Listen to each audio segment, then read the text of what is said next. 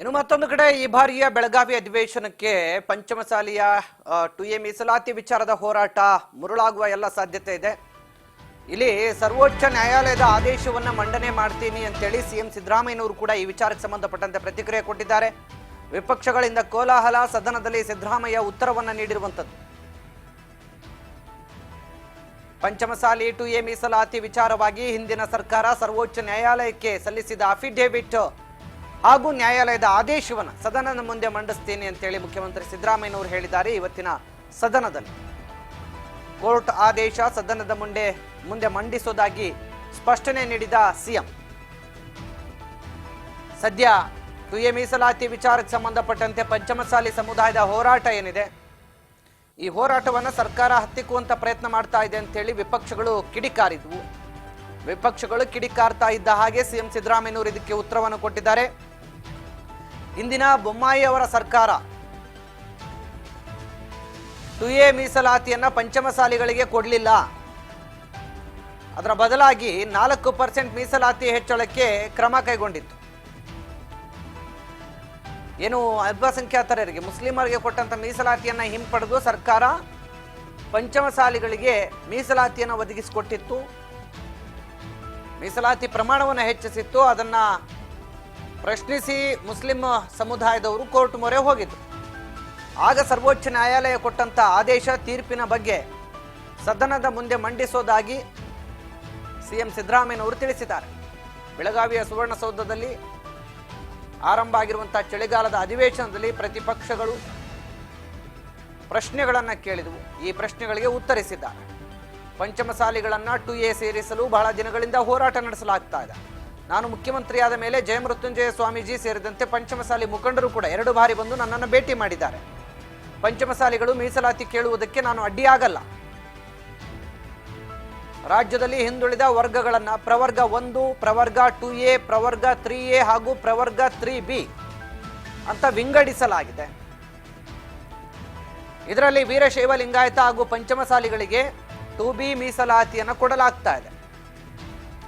ಆದರೆ ಪಂಚಮಸಾಲಿಗಳು 2A ಮೀಸಲಾತಿಗೆ ಸೇರಿಸುವಂತೆ ಪಟ್ಟನ್ನು ಹಿಡಿದಿದ್ದಾರೆ. ಇದಕ್ಕೆ ರಾಜ್ಯದ ಶಾಶ್ವತ ಹಿಂದುಳಿದ ವರ್ಗಗಳ ಆಯೋಗವು ವರದಿಯನ್ನ ಸಿದ್ಧಪಡಿಸಬೇಕಾಗುತ್ತೆ. ಅದರ ಅವಶ್ಯಕತೆ ಇದೆ.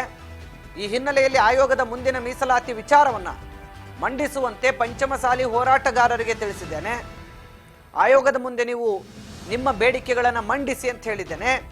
ಹಿಂದಿನ ಬಸವರಾಜ ಬೊಮ್ಮಾಯಿಯವರ ಸರ್ಕಾರ ಪಂಚಮಸಾಲಿಗಳನ್ನ 2Aಗೆ ಸೇರಿಸಿಲ್ಲ. ಬದಲಾಗಿ ಅಲ್ಪಸಂಖ್ಯಾತರ 4% ಮೀಸಲಾತಿಯನ್ನು ರದ್ದುಪಡಿಸಿ 3A ಮತ್ತು 3Bಗೆ ತಲಾ 2% ಮೀಸಲಾತಿಯನ್ನು ಕೊಟ್ಟಿತ್ತು. ಇದನ್ನು ಆಕ್ಷೇಪಿಸಿ ಮುಸ್ಲಿಮರು ಸರ್ವೋಚ್ಚ ನ್ಯಾಯಾಲಯಕ್ಕೆ ಹೋಗಿದ್ರು, ಮೇಲ್ಮನವಿ ಸಲ್ಲಿಸಿದ್ರು. ಈ ಪ್ರಕರಣದ ವಿಚಾರಣೆ ನಡೆಸಿದಂತ ನ್ಯಾಯಾಲಯ ಆದೇಶವನ್ನು ಕೊಟ್ಟಿತ್ತು. ಆ ಆದೇಶವನ್ನು ಕೂಡ ನಾನು ಸದನದ ಮುಂದೆ ಮಂಡಿಸ್ತೇನೆ ಅಂತ ಕೂಡ ಸಿಎಂ ಹೇಳಿದ್ದಾರೆ. ಪಂಚಮಶಾಲಿ ಲಿಂಗಾಯತ್ ಇವರನ್ನ ಸೇರಿಸಬೇಕು ಅಂತೇಳಿ ಬಹಳ ದಿನಗಳಿಂದ ಪಂಚಮಶಾಲಿ ಲಿಂಗಾಯತರು ಹೋರಾಟ ಮಾಡ್ತಾ ಇದ್ದಾರೆ. ನಾನು 2 ಸಾರಿ ಮೀಟಿಂಗ್ ಮಾಡಿದ್ದೀನಿ. ಜಯ ಮೃತ್ಯುಂಜಯ ಸ್ವಾಮಿ ಮತ್ತೆ ಬೇರೆ ಮುಖಂಡರುಗಳು ಅವ್ರ ಜೊತೆಲೂ ಮೀಟಿಂಗ್ ಮಾಡಿ, ಆಮೇಲೆ ಜಯ ಮೃತ್ಯುಂಜಯ ಸ್ವಾಮೀಜಿಯವರು ಮತ್ತು ವಕೀಲರುಗಳು ಒಂದ್ಸಾರಿ ಚರ್ಚೆ ಮಾಡಿದ್ದೀನಿ. ನಮ್ಮ ಯತ್ನಾಳ್ ಅವರು ಕೂಡ ಭಾಗಿಯಾಗಿದ್ದರು.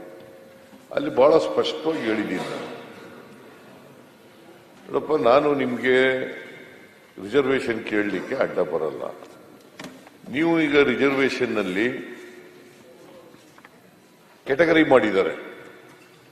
Category 1, category 2A, category 3A, category 3B.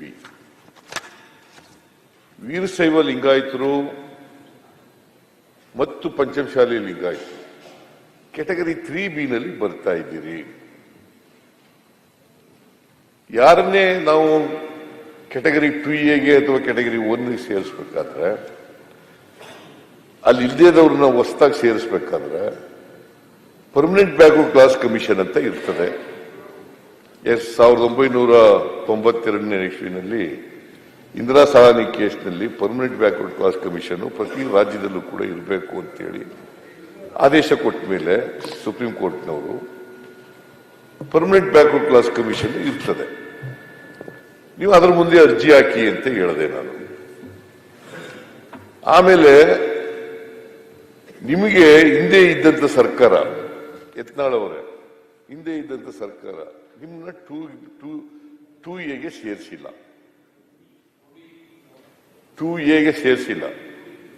ಯಾಕೆಂತಂದ್ರೆ ಅವ್ರೇನ್ ಮಾಡಿದ್ರು, ಹಿಂದಿನ ಸರ್ಕಾರದವರು ಮುಸಲ್ಮಾನರಿಗೆ 4% ಕೊಟ್ಟಿದ್ದಂತ ರಿಸರ್ವೇಶನ್ ಅನ್ನ ಅವ್ರಿಗೆ ರದ್ದು ಮಾಡಿಬಿಟ್ರು.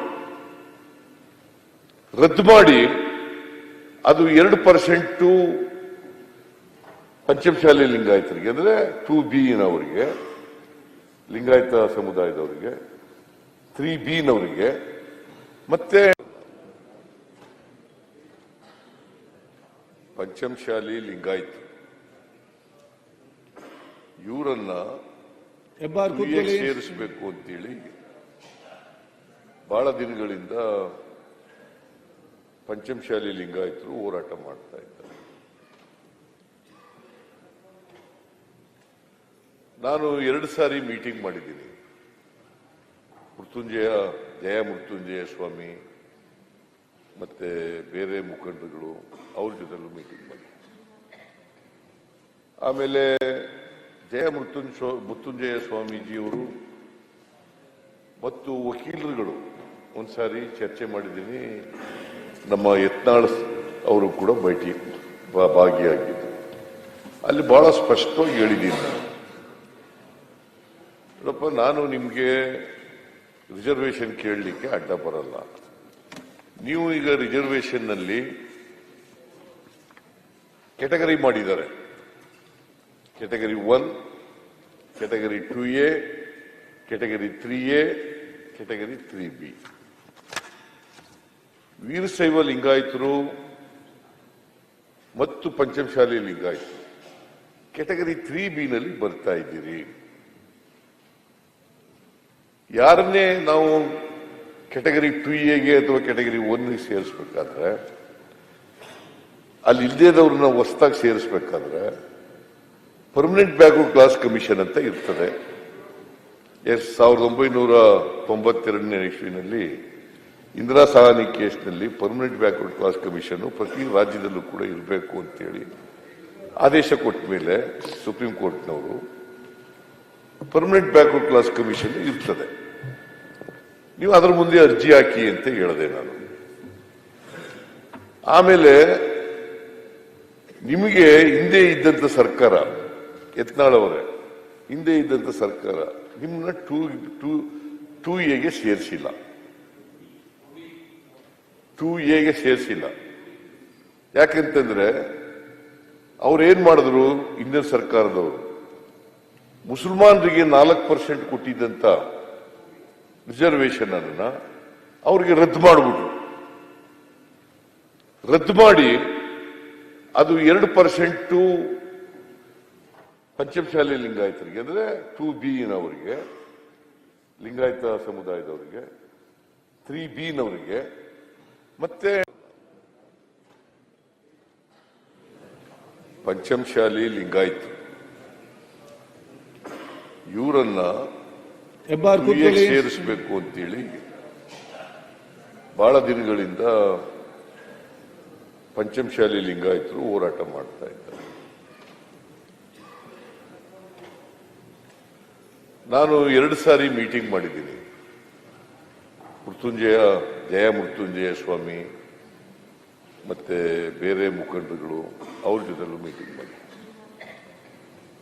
ಆಮೇಲೆ ಜಯ ಮೃತ್ಯುಂಜಯ ಸ್ವಾಮೀಜಿಯವರು ಮತ್ತು ವಕೀಲರುಗಳು ಒಂದ್ಸಾರಿ ಚರ್ಚೆ ಮಾಡಿದ್ದೀನಿ. ನಮ್ಮ ಯತ್ನಾಳ್ ಅವರು ಕೂಡ ಭಾಗಿಯಾಗಿದ್ದು, ಅಲ್ಲಿ ಬಹಳ ಸ್ಪಷ್ಟವಾಗಿ ಹೇಳಿದ್ದೀನಿ ನಾನು.